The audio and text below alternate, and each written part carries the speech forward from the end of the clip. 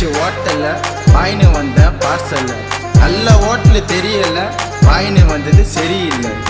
தோசை இட்லி சாம்பார் சட்னி சட்னி, தோசை இட்லி சாம்பார் சட்னி சட்னி. போட்டு கடா தட்டை எத்து 5 பூரி, விட்டு கடா வைத்து உள்ள வாரி வாரி.